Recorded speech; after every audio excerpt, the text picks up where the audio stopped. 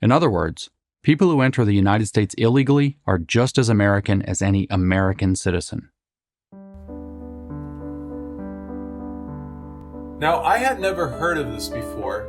It's called critical immigration theory, but I trust James Lindsay. He really understands how the left thinks, and it really makes perfect sense. It is a steady move towards no borders and a one-world government, controlled by the elites, while the rest of us toil under their tyranny, telling us how to think and punishing dissent, basically. If you've been watching what's now happening in the UK, the thought police are arresting British citizens for their social media posts. This is in relation to some comments that you made on a Facebook page. Someone has been caused, obviously, anxiety based upon your social media post. That's not his. Why you've been arrested. In Russia last year, 400 people were arrested for things that they said on social media. How many people do you think were arrested in Britain for things they said on social media last year? Take a guess. I have no idea. 3,300. Really? Arrested for what they'd said on social media? Yeah. My goodness. In Britain. If they go against the approved narrative.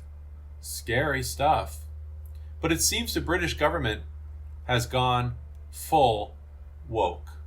I'm going to tell you what the next big thing is going to be. I'm going to tell you because I want you to be prepared for it. I know what it is, not because I have the power to look into the future, but because I know how the left thinks. And if you know how the left thinks, it's obvious. Are you ready? Critical immigration theory. No, not critical race theory, CRT. Critical immigration theory, CIT. Let me explain. The left currently prefers one mode of analysis above all others. It's called critical theory. The great thing about critical theory is that it's so flexible. Stick any word between critical and theory, and you have a new way of seeing the world. After George Floyd died in May 2020, the left unleashed critical race theory upon America. It had been floating around in academic circles for decades, but the Floyd incident, thanks to the left-leaning media, brought it into the mainstream. The idea behind critical race theory was that virtually every aspect of American life is now and always has been determined by systemic racism. The true founding of America was in 1619 when the first slaves arrived. Slave labor built this country. America got rich by exploiting black people, and so on. The view on the left is you either accept this theory or you're a racist. It's really easy to control people with this strategy. No one wants to be labeled racist, especially because 99% of people aren't racist.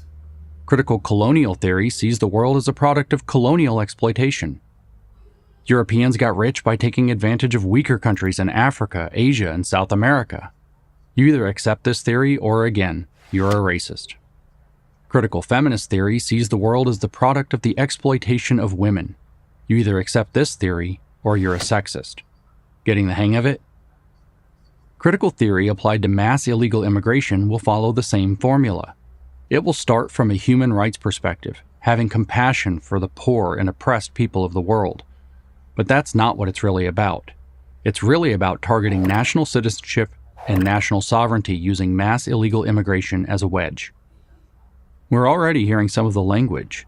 The New York Times, Washington Post, LA Times, NPR, ABC, CBS, NBC have over the last few years migrated from illegal aliens to illegal immigrants to undocumented migrants to just migrants. They won't stop there. Undocumented Americans comes next, and after that, as with migrants, no adjective at all. In other words, people who enter the United States illegally are just as American as any American citizen. By this way of thinking, national citizenship is merely a social construct. Everything is a social construct to the left that keeps migrants from accessing what is rightfully theirs, all the rights and privileges of an American citizen. Why is it rightfully theirs? First, because you, as an American, wouldn't have all this wealth if you hadn't exploited these poor people for the last 100 years. So you owe them. Second, it's heartless to turn away people from other countries who are fleeing poverty, drug lords, and corrupt governments. After all, America is largely responsible for these countries being in such bad shape. They'd be doing just fine if we hadn't screwed them up.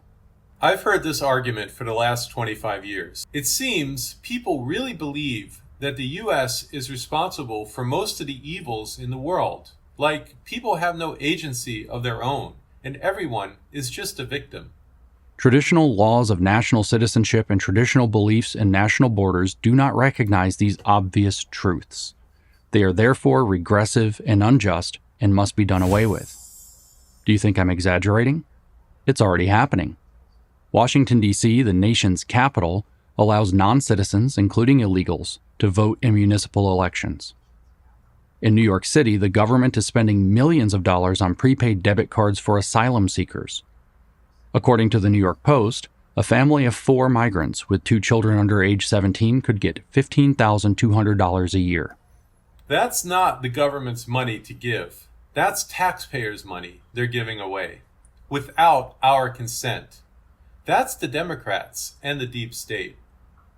And in California, the state offers free health care to all low-income residents, including illegals. All over the country, public schools, hotels, and emergency rooms are filled with people who entered this country unlawfully. According to the Federation for American Immigration Reform, this is costing us $150 billion a year.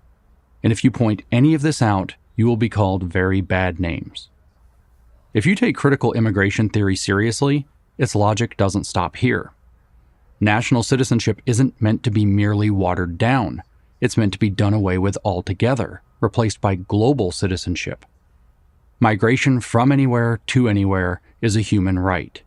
This will be a world where borders are just meaningless lines on a map. One world with one government is where we need to go. There it is. That's the goal. Of course, this transformation will take time and be very expensive, but money is no object. Just print more. That's the future critical immigration theory wants to take us to. Are you looking forward to this brave new world? If your answer is no, I have a suggestion. Start defending the nation that has created more opportunities for more people than any nation in human history, the United States of America. Defend it while you still have it. To see how the Marxist left is working to silence conservatives, click here, and I will see you over there.